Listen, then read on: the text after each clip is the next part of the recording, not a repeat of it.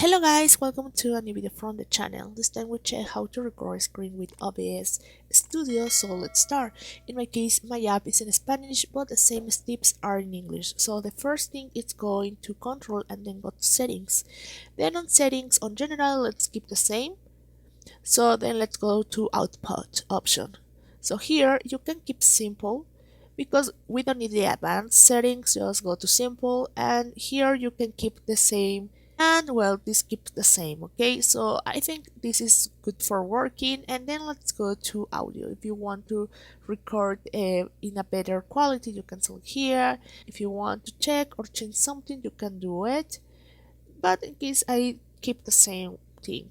Then the important thing is some video. Here you can change the high quality if you want. Here you can change for this one, and also well off you can change to better quality if you want. So this is important too. If you want to change something, you can do it here. If you want to keep the same, just keep the same as it looks, if there is no problem. So then let's go to hotkeys, and here you can start recording. For example, here if you want to start recording with F5 and start and stop recording again, you can select also F5. If you want to delete something, well, you can click here on the garbage if you want. Okay, if you want. So that's the way to do it if you want to hotkeys. When you change everything that you want here on settings and you think it's alright, just click on apply,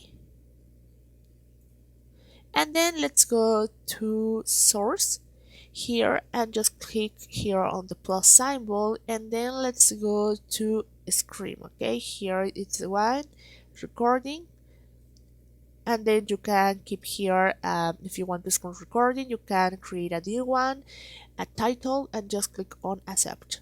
You can change if you prefer, and this is how we can start recording our screen on OBS Studio. So I hope this video works for you. Thank you for watching this video. Remember to subscribe and keep like to this video.